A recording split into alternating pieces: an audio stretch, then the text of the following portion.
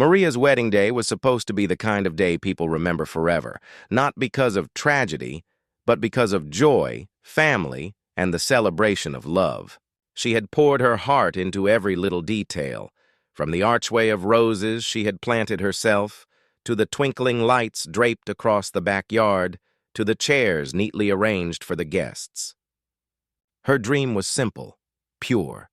She wanted to stand in her own home, in the little backyard she had worked so hard to create, and marry the man she loved in front of everyone who mattered most to her. That morning, the air was filled with excitement.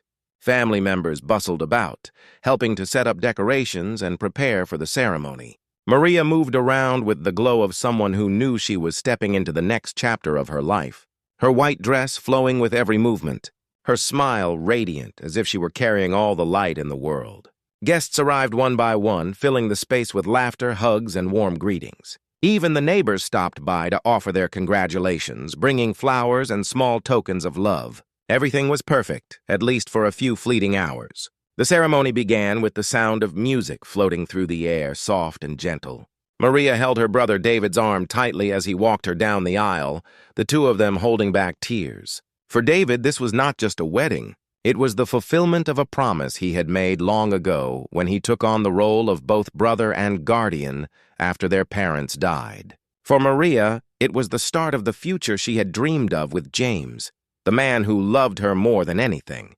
The pastor's voice carried a blessing over the gathering, and as Maria and James exchanged vows, the crowd was overcome with emotion. They spoke words of love, of devotion, of seeing each other through hardships and joys. It was everything a wedding should be, pure, heartfelt, and unforgettable. But joy has a way of drawing out envy, and peace has a way of provoking those who live on bitterness. From the shadows of her house, Karen Whitmore, the HOA president who had made Maria's life difficult from the very first day she moved into the neighborhood, was watching. Her eyes were not filled with happiness for the young bride, but with disdain and rage. For weeks she had fought against this wedding, using her authority to deny Maria's request, to try to stop the celebration, to humiliate her. But when David intervened, when the rules were shown to be nothing more than flimsy excuses, Karen was forced to back down. Still, she was not finished. As Maria and James stood at the altar, ready to seal their vows, Karen appeared at the edge of the ceremony. At first, her interruption seemed like another one of her tirades, an attempt to spoil the day with more accusations and complaints. She shouted about ordinances and disturbances, as if she were defending the peace of the neighborhood. But then, her voice twisted into venom, revealing the true root of her anger. The hatred she harbored toward Maria's heritage, the prejudice that had fueled every petty act of harassment. The crowd gasped as Karen's mask slipped away, and the truth of her heart was laid bare. Maria, even on her wedding day, even in the face of such cruelty, tried to answer with kindness.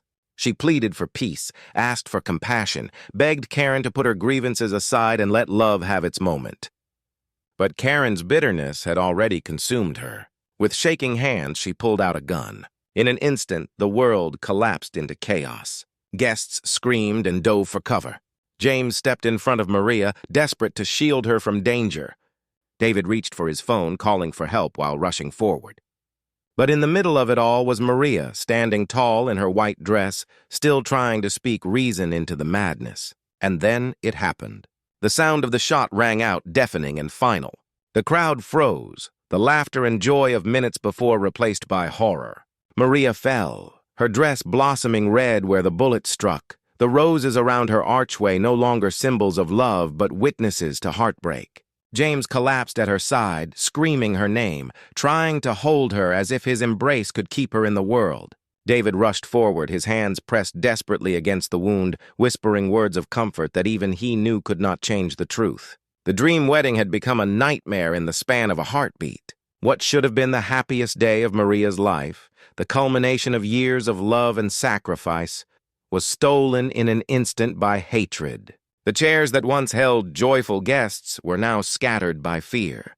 The music had been silenced, the laughter gone, replaced by the wail of sirens drawing closer. Maria, who had spent her life healing others as a nurse, lay broken in her brother's arms, her light fading far too soon. A day meant for joy would forever be remembered for blood and loss, for the cruelty of one woman's hatred overshadowing the love of an entire family. The dream had been shattered, and nothing would ever be the same again. David Martinez had always carried the weight of responsibility on his shoulders. When their parents were killed in a car accident, he was just 25, barely beginning his career in law.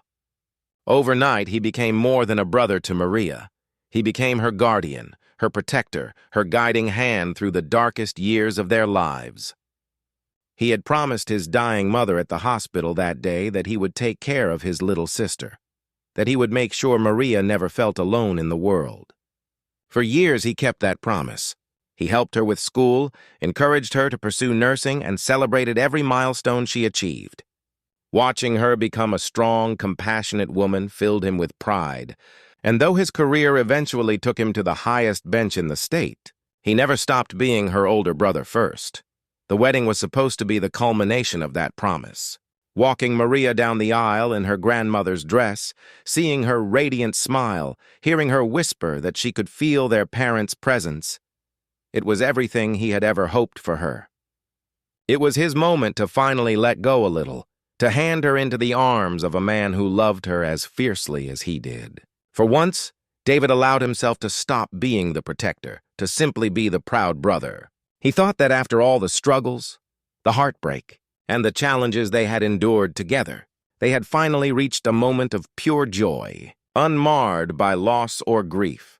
But the universe is cruel, and fate does not honor promises. When Karen appeared at the edge of the ceremony, screaming her objections, David felt the old instinct rise in him.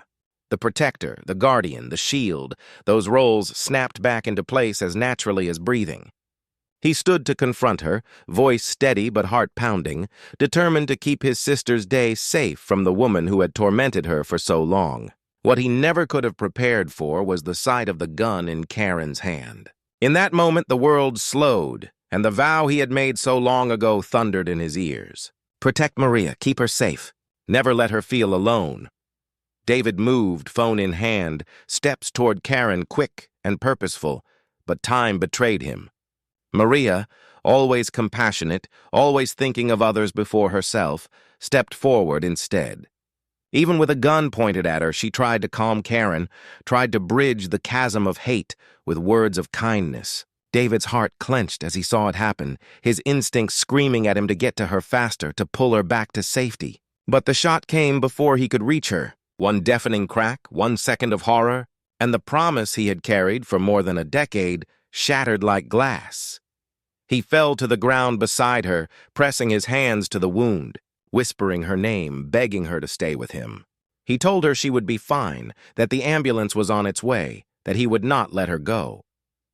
But as her eyes found his, filled with love, yet dimming with each passing second, David realized the cruel truth. He was powerless. The man who held the highest authority in the state's courts, who had spent his life defending justice and protecting the vulnerable, could not save the one person who mattered most. He could feel her slipping away beneath his hands, and with her last breath, she gave him words he would carry for the rest of his life. David, I love you. In that instant, he wasn't the Chief Justice. He wasn't the respected figure in black robes or the voice of law and reason. He was just a broken brother, cradling the dying sister he had sworn to protect, realizing that all his power, all his influence, meant nothing against the cruelty of hatred and the finality of death. The weight of that failure pressed on him like a mountain. Every tear James shed beside him, every horrified gasp from the guests, every drop of blood soaking into the fabric of their grandmother's dress was a reminder of the promise he couldn't keep. David's world collapsed around him that day. The proudest moment of his life was ripped away and replaced with the deepest wound he had ever known. For the rest of his days, he would carry not only grief, but guilt, the unshakable burden of being the brother who couldn't save his sister. And no title, no courtroom, no ruling would ever heal that broken promise. Karen Whitmore had always been a thorn in Maria's side. But what many people didn't see at first was that her actions were never really about neighborhood rules or HOA regulations. On paper, she played the part of a strict, no-nonsense HOA president, citing bylaws and policies whenever she issued fines or complaints. To outsiders, it may have looked like she was simply doing her job. But to those who lived close enough to see it unfold, there was something much darker behind her behavior. From the very beginning, Karen targeted Maria with an intensity that couldn't be explained by simple rule enforcement. Other neighbors parked in their driveways for days at a time without incident. But when Maria left her car out overnight, she received a written warning and a fine. Other families decorated their yards with colorful flowers, but when Maria's roses bloomed, Karen called them too disruptive to the community aesthetic. It wasn't coincidence, it was personal. The truth became clearer over time. Karen's disdain wasn't rooted in concern for her neighborhood, but in prejudice. Maria was young, successful, and Hispanic, a combination that Karen simply couldn't tolerate in her carefully curated world. To her, Maria's presence was a threat to the image of the neighborhood, and that prejudice simmered until it boiled over into cruelty. She treated Maria differently than every other resident. And when Maria got engaged and began planning her backyard wedding, Karen saw her chance to strike hardest. She denied the wedding request without hesitation, despite the fact that Maria had followed every rule to the letter. And when David stepped in, forcing Karen to approve the wedding through the weight of his judicial authority, Karen's hatred deepened into something more dangerous. By the time the wedding day arrived, Karen wasn't just irritated, she was consumed. While the rest of the neighborhood celebrated, while family and friends gathered to witness love and happiness, Karen stewed in her bitterness. Her window became a watchtower, her glares daggers aimed at the joy she couldn't stand to see. She wasn't simply angry about noise or parking or decorations. She was angry at Maria's existence in her world, at the success and happiness of a young Latina who had dared to plant roots where Karen didn't believe she belonged. And when she walked into that backyard, objecting to the ceremony in front of nearly 80 witnesses, the mask finally slipped. Her words betrayed her true feelings. She screamed not only about rules, but about you people, making it clear that her rage wasn't about ordinances, but about race. Her objections were soaked in resentment and prejudice, the culmination of years of hostility disguised as neighborhood enforcement. In that moment, the entire wedding party saw it for what it was, hate hiding under the flimsy disguise of authority. Karen didn't care about bylaws. She cared about control. And the sight of Maria's joy was more than she could tolerate. What followed was proof that her cruelty had grown into something even more dangerous. She hadn't come to the wedding empty-handed. She had come armed. A gun hidden behind her back was the weapon she chose to carry into what should have been a sacred celebration. That wasn't a decision made in the heat of the moment. It was preparation. It was intent. Karen had rehearsed, had fantasized about regaining her control through fear and intimidation. The gun wasn't just for show. It was the embodiment of her hatred. Even when Maria tried to de-escalate, speaking in the same gentle tone she used with frightened patience, Karen rejected compassion. Maria offered peace, and Karen answered with venom. She raised the gun not because she felt threatened, but because she felt powerless. To Karen, Maria's love, her resilience, her refusal to be broken by harassment, those were unbearable. And so she lashed out in the most destructive way possible. The shot that rang out that day wasn't just the sound of a gun, it was the sound of prejudice reaching its most violent form. All the fines, all the complaints, all the harassment had been building toward this single moment of cruelty. What had seemed like petty HOA harassment at first was revealed for what it truly was, deep-seated hatred sharpened into violence. And in that single devastating act, Karen exposed not only her own heart, but the ugly truth about how unchecked prejudice can poison even the quietest of neighborhoods. The trial that followed Maria's death became one of the most closely watched cases in the state, not only because of the brutality of the crime, but because of who had been forced to sit in that courtroom as both a grieving brother and the highest judicial authority in the state. David Martinez, Chief Justice of the state Supreme Court, was no stranger to the courtroom, but never before had he entered one with his heart so heavy and his role so conflicted. He was not there to preside, but to testify. He was not there as a judge, but as a witness to the murder of his own sister. And when he took the stand, his black robes replaced by a simple suit, the jurors saw not a figure of authority, but a man who had lost everything. His testimony cut through the room with quiet power, his words unembellished but devastating. He described Maria's last moments, the way she tried to offer kindness, even with a gun pointed at her, the way he held her as the life drained from her eyes. It was not legal language. It was the raw truth of a broken promise, told by a brother who had lived it. The prosecution built its case with precision, showing that Karen's actions had been far more than a sudden outburst. They presented months of complaints and fines, recordings of Karen's heated words at HOA meetings, and testimony from neighbors who revealed how differently Maria had been treated compared to others. The pattern was undeniable. Karen's harassment was systematic, intentional, and rooted in prejudice. But what struck the jury hardest was not just the paper trail of HOA citations, it was the venom in her voice when the 911 recording was played. Her words in the background, cold and unapologetic, showed that even after she pulled the trigger, she felt no remorse. Instead, she justified it as though Maria's existence had been an offense. The defense tried to argue mental instability, painting Karen as a woman under stress, overwhelmed by her duties, and pushed to the edge by the pressures of leadership. They claimed she acted in a moment of irrationality without intent, but the evidence destroyed that narrative. She had brought a loaded gun to a wedding. She had walked into the backyard with purpose, hiding the weapon until she was ready to use it. That wasn't the act of someone who simply snapped. It was premeditation. And when her own hateful remarks were revealed, when neighbors recounted her history of targeting Maria with phrases laced with racial undertones, the defense's argument crumbled. The jury deliberated for less than a day. Their verdict was unanimous: guilty of first-degree murder, guilty of committing a hate crime, guilty of depriving a family of their future under the weight of her prejudice. When the sentence was read, life in prison without the possibility of parole, the courtroom erupted in a mixture of relief and grief. Maria's family wept, some holding one another, others staring at the floor in silence. For them, justice had been served, but no punishment could undo the wound that had been carved into their lives. Yet the trial did more than convict one woman.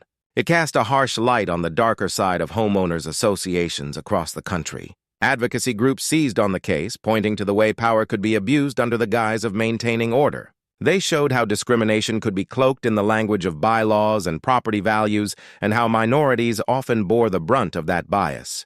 The case ignited conversations in state legislatures about HOA oversight, racial bias in housing enforcement, and the protections residents deserved against harassment disguised as governance. For David, the verdict was bittersweet.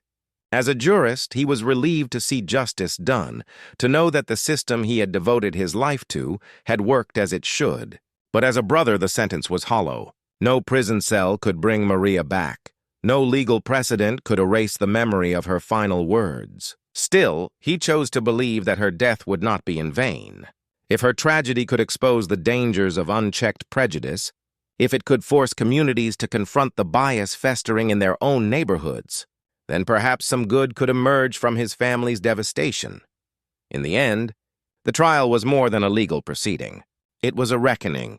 It stripped away the facade of Karen's authority and revealed her hatred for what it was. It gave Maria the dignity of truth in the record of history, ensuring that her story would not be forgotten or reduced to just another HOA dispute. And though justice in the courtroom could never heal the hole left in her family, it at least ensured that the woman who took her life would never again walk free to harm another. It was, in its own imperfect way, justice for Maria. In the months after Maria's death, grief could have easily swallowed her family whole. David often found himself replaying those final seconds in his mind, the sound of the gunshot echoing through sleepless nights, the memory of Maria's hand slipping from his as she whispered her last words. James, the husband who had only just said "I do" before losing the love of his life, struggled to breathe in a world that no longer made sense. Friends and neighbors, too, carried the weight of guilt, wondering if they could have acted faster, if someone might have stopped Karen before she pulled the trigger. It would have been easy to let hate take root, to let vengeance define their lives moving forward. But Maria had lived differently. She had always chosen compassion over anger, healing over harm, and love over bitterness. To honor her meant living in the spirit of who she was, even when it hurt. Out of that resolve, the Maria Martinez Foundation for Community Healing was born. It began as an idea whispered in late-night conversations between David and James, both men exhausted from grief, but determined that Maria's story would not end at the cemetery. They knew her life had to mean something more than the way it was stolen. She had been a nurse, a woman who gave her time to healing strangers, who volunteered at free clinics, who baked cakes for neighbors just to make them smile. To let her legacy fade into tragedy alone would have been a second loss. And so they decided that her name would stand for something larger than hate. It would become a banner under which communities could rebuild, reconcile, and fight against the prejudice that had claimed her life. The foundation's mission grew quickly. At first, it provided legal aid to families facing discrimination in housing, ensuring that no one else would be cornered by the abuse of power Maria had endured under the HOA.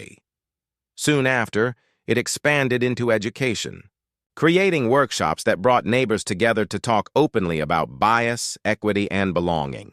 Maria's story was at the center of every gathering, not as a tale of despair, but as a reminder of what happens when prejudice festers unchecked.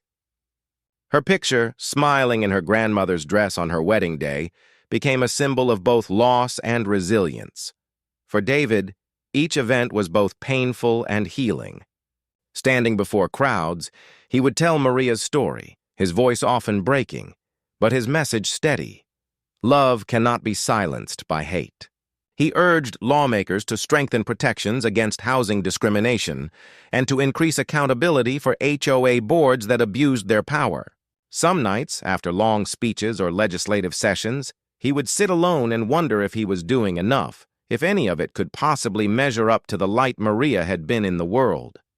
But every letter from a family who found courage because of the foundation, every message from a young woman who said Maria's story inspired her to keep fighting for justice, reminded him that her legacy was alive in ways he could never have imagined. James found healing in the work as well. Though the ache of losing his wife never left, he poured his energy into the foundation's community gardens, planting roses in her honor. Maria's garden became a gathering place for neighbors of all backgrounds to work side by side, proving in practice what the foundation preached, that love and cooperation could bloom even in the soil of tragedy. Families who once barely spoke to one another became friends over shared rows of flowers, and children learned that communities weren't about exclusion, but about inclusion. Over time, the foundation became a force far larger than David or James had first dreamed. It spread across the state, then the country, connecting with other organizations fighting discrimination and hate crimes. Maria's story traveled farther than she ever could in life, reaching people who saw in her the face of someone they loved and lost to violence. Her name became a rallying cry for reform, a reminder that silence allows hate to thrive, but action can turn grief into progress. Though Maria was gone, her spirit lived on in every courtroom reform, every garden planted, every family shielded from the kind of injustice that had destroyed her own. The tragedy had not been erased. David knew it never could be, but it had been transformed into something enduring, something powerful. In the end, Maria's legacy proved what she had always believed, that love is stronger than hate, and that even the most violent act of cruelty cannot silence a life lived with compassion. Her story became more than a wound, it became a movement. And through that movement, love triumphed where hate had tried to win.